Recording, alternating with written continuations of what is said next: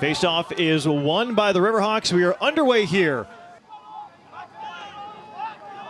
Lowell content on just finding the passing alley, trying to milk off as much of the shot clock as they possibly can. Lawhorn with the possession. Left-handed shot goes to the bouncer. That's a nice save made by Salinger, but the ball trickles in off the stick of Murphy. Picking up right where he left off. 5 goals against Binghamton, and he opens the scoring today. Lawhorn lets go from distance. Salinger does not make a clean save with it. It ricochets out. Murphy sitting on the doorstep. We're going to get a great look at it right here. You see just some space there coming in from Lawhorn. The rebound popping out right on the spot as Murphy picks it up, pumps it home for the opening tally here this afternoon.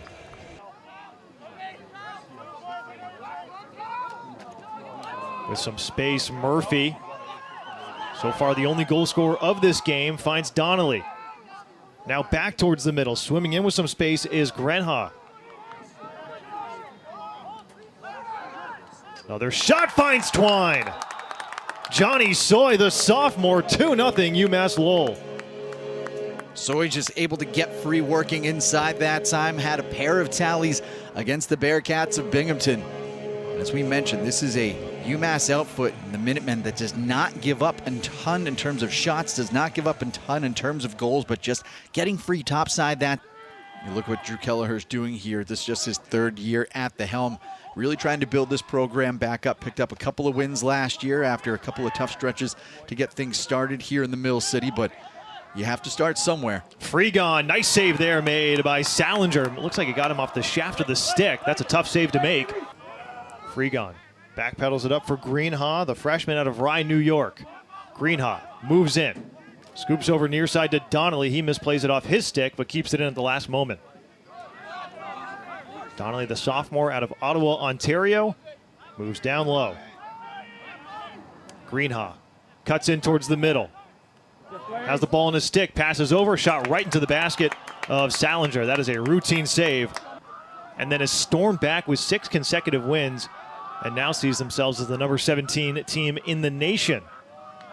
Ranked as high as number 11 by some other polls. Here's Hogan to the right-hand side. He scores.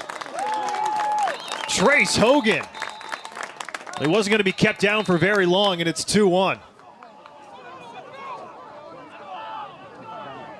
Just an impressive finish coming in that time by Hogan.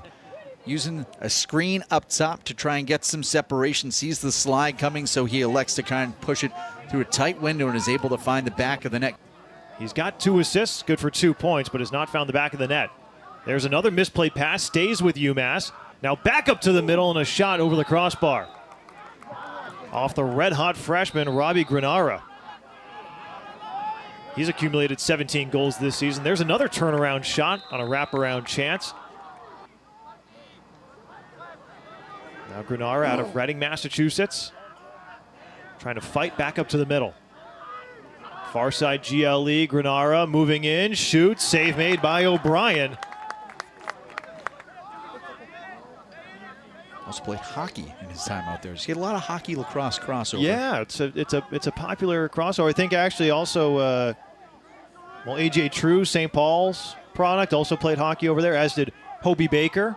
You might have heard of him. There's a oh my goodness! Falling shot by Riley Lawhorn. Buries itself in the back of the net.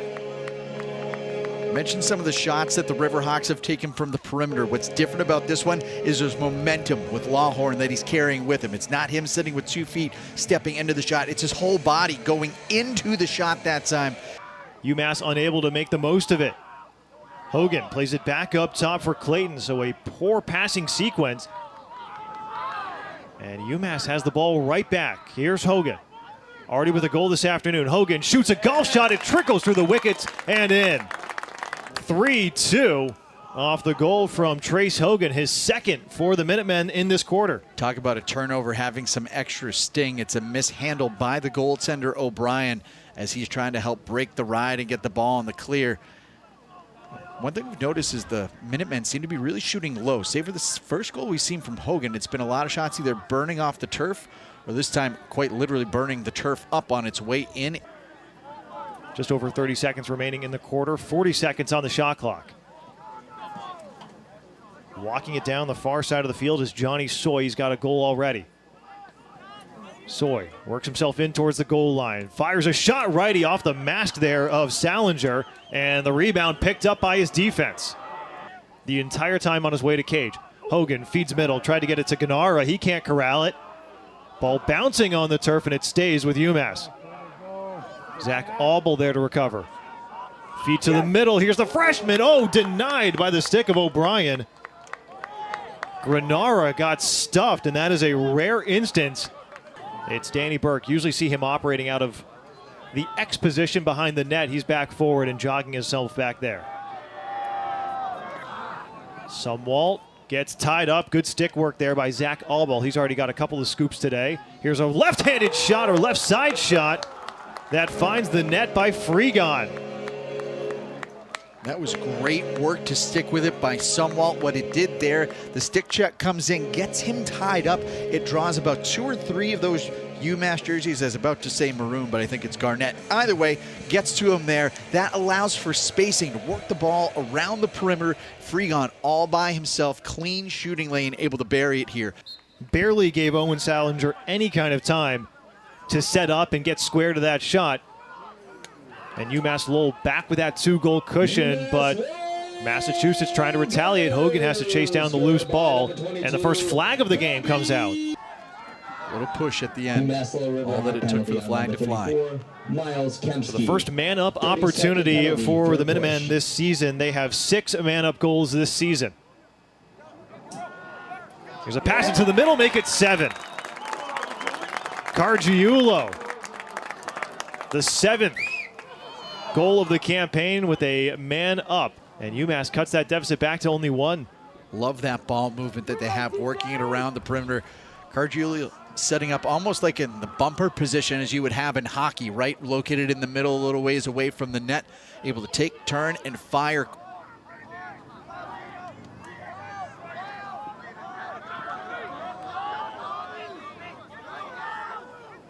Minutemen trying to find some openings here. 40 seconds to shoot with an alley and a goal. Michael Finnerty, we've said his name plenty of times. He was due for one. It's 4-4. Kemsky was right on his hip, but the problem is he's able to get just past the hip of Kemsky and get free. You keep that short pole matchup, really just gives you a whole lot more variety of options. It was the second quarter last year between these two teams where the Minutemen kind of took control. They went on a 3-goal unanswered run that opened up their first multi-goal lead of the day when they led 7-5, and looking to try and follow a similar script here. Drunzik gets fought off. He turns and shoots and scores. Massachusetts leads for the first time in the game, 5-4 with 9:47 to play in the second. Drunzik taking a chuck here as he's carrying the ball back topside, but it's not enough to work him off of his line. Able to hang on to it. Get a look at it. There's the check coming there from Addy, but not able to get enough of a push off that side. 19 goals allowed by the Minutemen in the first quarter. That's the most goals they've allowed in any quarter so far this season. So they've already weathered their worst storm, per to say, and now they're moving more into their territory. There's a bounce shot. Nice save made by O'Brien, who's got his rebound in the crease. Drew Kelleher said that he thought the 6-on-6 defense against Binghamton was the best it had been all season. And the way the Riverhawks have played in most of these possessions, you got to start thinking that this might overtake that spot, the way they've just shut down the Minutemen on certain opportunities. Chest save made by O'Brien. Rebound skied for and scooped by Tommy Kasser. And it's been those turnovers, especially in the second quarter, that have killed the Riverhawks. Drunzik to Hogan. On hat trick watch. Hogan gets tied up. Under over shot right into the cross of O'Brien. Out of the A10. Save for Lacrosse, as you just mentioned, but certainly exciting times out in Amherst and what the future holds for their athletics programs. Yeah, a couple of good matchups there. Something to look forward to. And something to look forward to for Amherst has been Michael Finnerty, his second goal of the game. He came into this contest without having scored a goal on the season. He's already got 2 in the first half. Great look, working it back up to Finnerty. Again, they're staying low with the shot. Save for that first goal from Hogan, going really low to high. Comes out, stays level, and just picks out the corner. Here's Gennara. Look to cut into the middle, has to back out towards the right-hand side, feeds back up to Hogan. Thrown to the hands of Cargiulo. Kurtz. Guarded by a short stick. Kurtz pulls a lefty shot. O'Brien chests the save. And it's scooped up in transition by Tismo. Drunzik being fought off the ball. Holds on to it. Back up top for Cargiulo. Back to Drunzik. Now forward again. Tyler Clayton. Into the middle. Switches hands. Back to the outside. Plays a bouncer. Is denied by O'Brien. Had 11 career saves coming into today. 2 away from hitting that mark here just this afternoon. Yeah. More of a similar story to Michael Finnerty, who entering today's matchup didn't have a single goal in this season. He's got 2 in the first half. There's a bouncer that finds twine for the Riverhawks. Griffin Sumwalt makes it a 1-goal game. Great job driving there by Sumwalt, able to dip the shoulder in, slink his way past the defense and find his way right towards the front of the net mouth. This is a fine line to walk, right? You got to be able to turn that corner. Is able to do so around Jimmy Elliott. Gets free, takes a little bit of a chuck for his troubles. Keep this a 1-goal game, trying to find that cushion once again. Again, averaging well over 11 goals a game, 11.85 to be exact, and averaging 38 shots a contest. And that one finds the back of the net. A bit of a screenplay by Brian Jackman. Not sure if Carter O'Brien ever saw that. You're going to see the late reaction coming here from O'Brien. Just a tangle of bodies in front. Jackman thought he had a lane to fire in, and evidently did, as he's able to reinstate that 2-goal lead. Just quick little spin dodge coming. You see again just a tangle of bodies. Ball's able to find its way through. It looked like Kempsky was kind of sitting over his goaltender's left shoulder, and by the time O'Brien got a look at it, it was already well past him and into the back of the net. Jackman buries that one for his 4th game of the season. Umass Lowell retaliating right back off the faceoff. And it's a one-man band goal for Justin Alexander. Faceoff to goal. It's 7-6. Talk about not wasting any time, getting right back into it. 6 seconds between goals between Amherst and the Riverhawks here.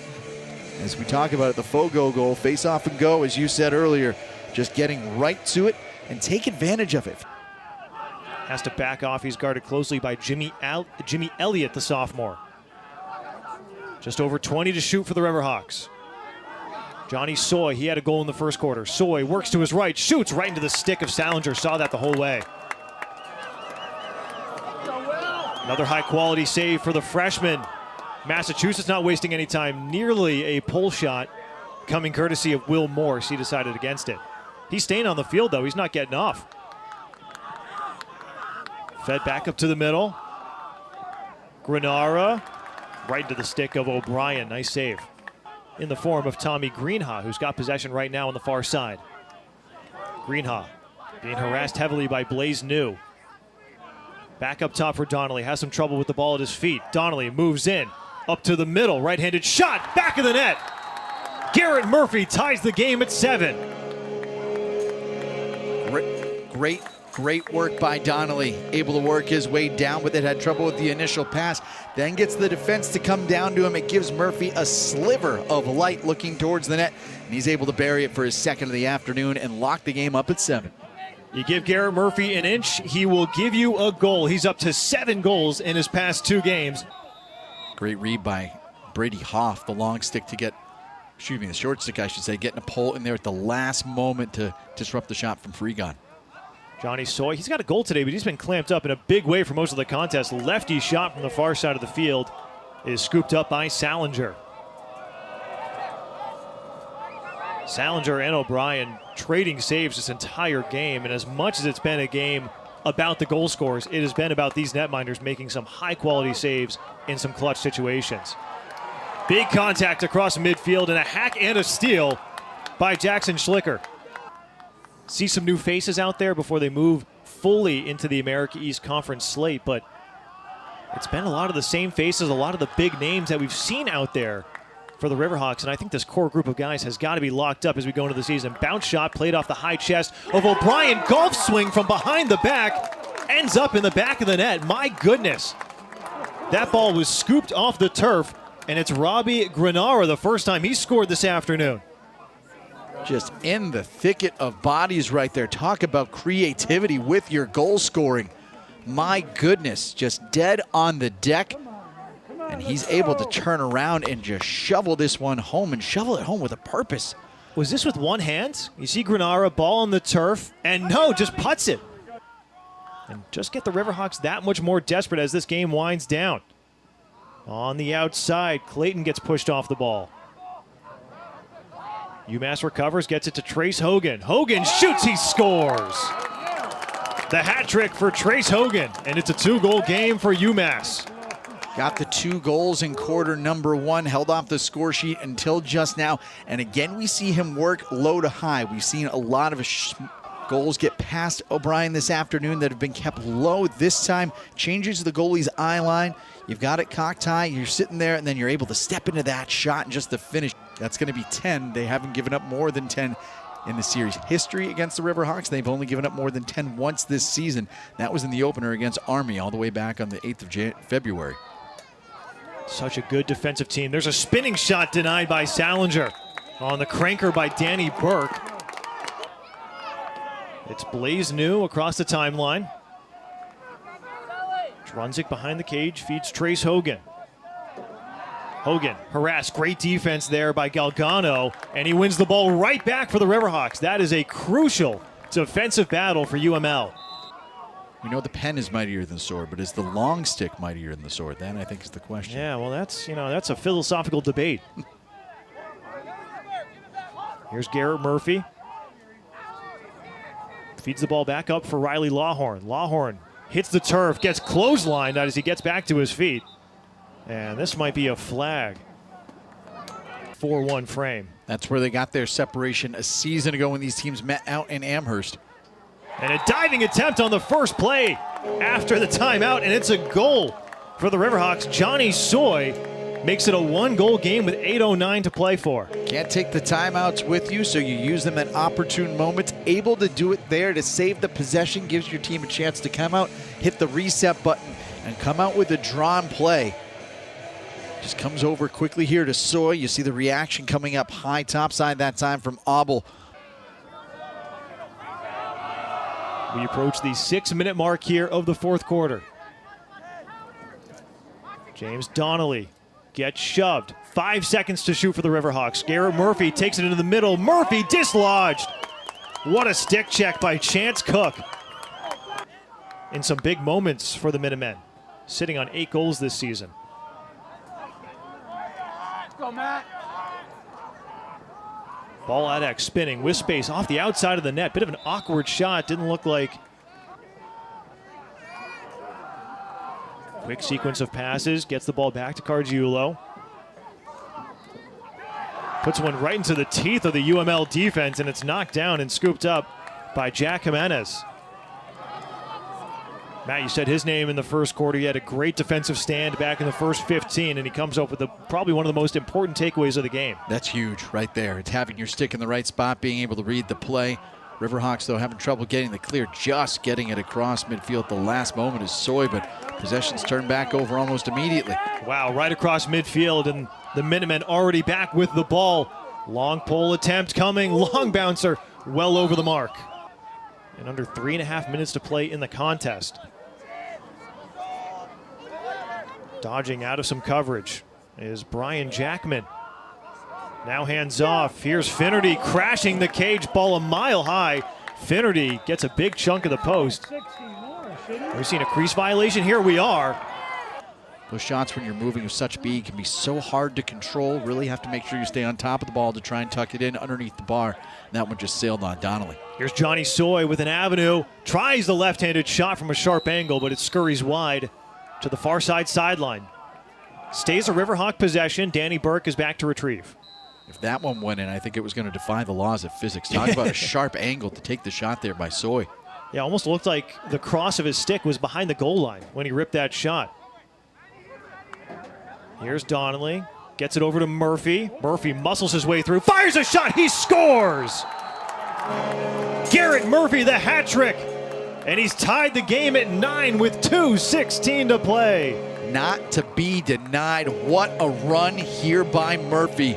Working his way until he had a clean line of sight and then just let an absolute seed go towards the net. You're going to see him working through the check up top, able to get the angle that time, slides late coming over. He's got a clean line of sight. 9-9 into the final 2 minutes here at Cushing Field. Umass Lowell of the America East and Umass Amherst of the A-10 doing battle here in the Kennedy Cup. Feed into the middle, bounce shot, connects! Robbie Granara, the freshman phenom, gives UMass the advantage seconds after Lowell ties it up. Just kind of rocking the baby to sleep that time. You see the quick little exchange back behind the net and then quickly able to turn and fire. Granara occupying some free space in front. There's the flip, comes over. Hogan's got space to operate and that cut coming in. And dating back to that Kennedy Cup matchup history that we've talked about in the previous 7 games, UMass Lowell has never gotten to the 10-goal mark, and they nearly did right there on the diving chance by Donnelly. They're going to have to do it now if they want the victory, if they want to snap a 3-game losing streak and hand their Commonwealth rivals their second loss of the season. Loose ball scooped up by Donnelly, gets it over. Freegon, long shot, over-under coming off the stick of Lawhorn. It's being sparred for behind the crease, and it's underneath the stick of Owen Salinger. Program record for goals scored. Yep. Chris coming out of a big lacrosse family. He's got brothers and brothers that have played in some major programs in the NCAA and in the pro ranks. Final possession of the game, just trying to leg it out, is Zach Aubel with a short stick in his hand. He's getting double teamed and whistle sounds along the far side of the field, and another timeout called. Now entering the game for the very first time, or no, excuse me, that's still Carter O'Brien. Thought the netminder change of AJ True had been made. Seconds winding down, and the Minutemen will take victory here.